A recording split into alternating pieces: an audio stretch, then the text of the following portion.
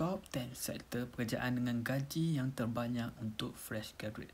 Nombor 10 adalah bidang IT ataupun software dengan gaji bulanannya adalah sebanyak RM2452. Antara kerja yang terlibat dalam bidang software yang kita biasa dengar adalah programmer developer ataupun junior software engineer. So, antara tanggungjawab software developer ini ialah dia kena develop app komputer yang bolehkan user untuk membuat sesuatu task dekat PC ataupun phone korang. Contoh apps yang paling famous adalah seperti Microsoft Word, Microsoft PowerPoint, Premiere Pro.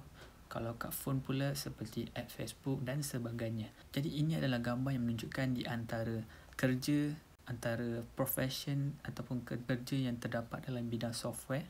Nombor 9 adalah bidang sales corporate. Mereka perlu mengenal pasti peluang untuk menjalankan bisnes di mana mereka perlu jual produk dan maintainkan hubungan dengan klien dengan berikan informasi, guidance dan cadangan untuk peluang baru untuk tingkatkan lagi keuntungan pihak klien.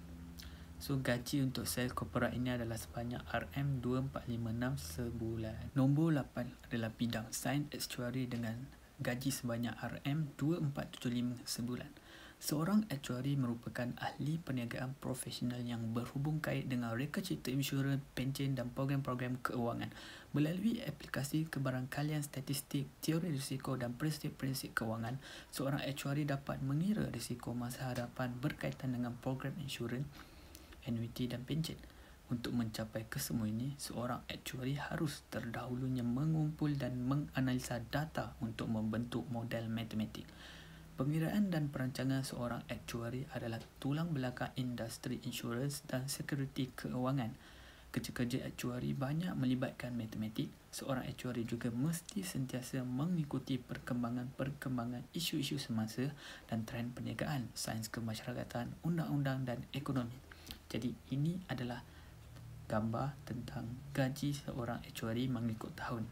Pada tahun pertama gajinya adalah RM36,000 dan seterusnya makin lama akan meningkat kepada RM126,000. Jadi ini adalah gaji fresh graduate yang didapati daripada payscale.com. Nombor 7 adalah sektor penerbangan ataupun aviation industry dengan sebanyak RM2533 sebulan. Di dalam industri ini terdapatnya jawatan seperti aircraft mechanic ataupun aircraft technician ataupun juga flight attendant ataupun pramugari. Kalau jadi aircraft mechanic, dia perlu bertanggungjawab dalam segala aspek tentang maintenance kapal terbang.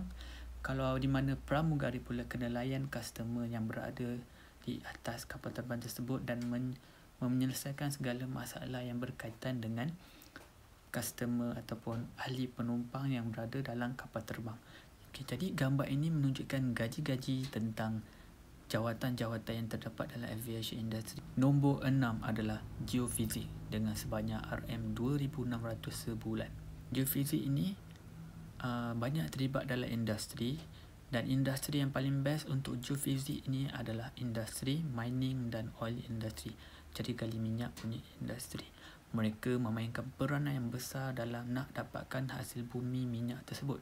Pihak penjaga alam sekitar juga menggajikan geofizik ini untuk mengenal pasti ancaman-ancaman yang berlaku di persekitarannya dan cara untuk menghadapi masalah tersebut. Kalau pilih industri oil and gas, geofizik tersebut akan banyak habiskan masa dekat on-site. Tapi kalau geofizik yang berada dalam research punya department akan banyak habiskan masa dekat lab sahaja. Nombor 5 adalah engineer dengan gaji bulanan sebanyak RM2612 sebulan. Engineer ini bertanggungjawab untuk menghadiri mesyuarat tapak bagi memastikan perjalanan pelaksanaan dan kemajuan projek mengikut jadual pelaksanaan yang telah ditetapkan. Selain itu, membantu syarikat untuk menyediakan laporan kemajuan dan mengenal pasti masalah terkini untuk rujukan bos. Memastikan setiap kerja yang dilakukan oleh setiap subkontraktor mengikut drawing dan spesifikasi.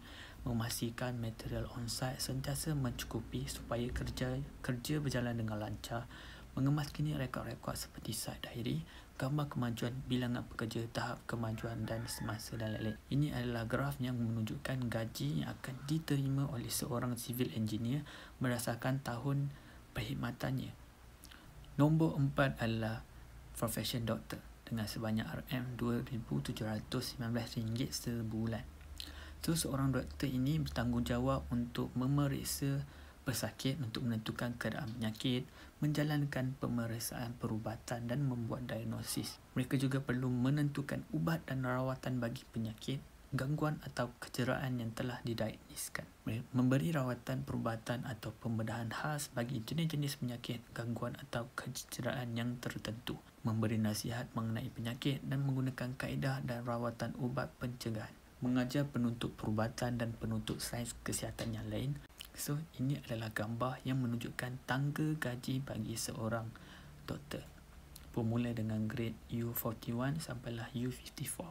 So, bila mereka seorang doktor graduate, gaji yang akan diterima adalah RM2260 sebulan, tapi ini tak termasuk bonus OT dan sebagainya. Nombor 3 adalah financial accountant ataupun accountant lebih senang dengan gajinya sebanyak RM3,054 sebulan. Seorang accountant bertanggungjawab untuk merancang, mengatur dan mentadbir sistem perakaunan bagi sebuah pertubuhan, syarikat dan individu. Mereka juga perlu menganalisis rekod perakaunan dan kewangan bagi pertubuhan, syarikat serta individu untuk memastikan ketepatan dan pematuhan standard dan prosedur ditetapkan. Jadi ini adalah gambar yang akan menunjukkan gaji seorang accountant mengikut tahun perkhidmatannya.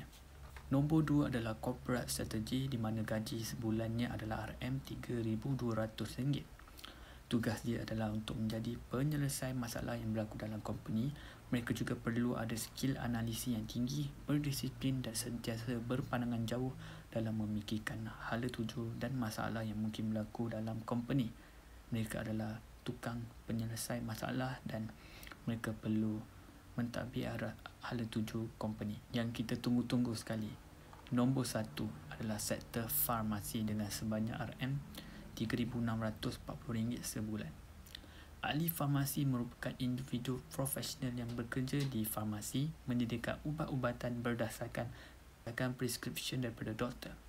Selain mempunyai pengetahuan luas dan lebih baik mengenai ubat-ubatan daripada doktor, ahli farmasi juga bertugas untuk melawat ke ward bersama doktor bagi mengadakan perbincangan tentang kaedah rawatan si pesakit dan menasihatkan pesakit tentang topik kesihatan seperti pemakanan yang seimbang, pemahaman tentang penyakit atau wabak dan pengurusan stres serta kesihatan mental.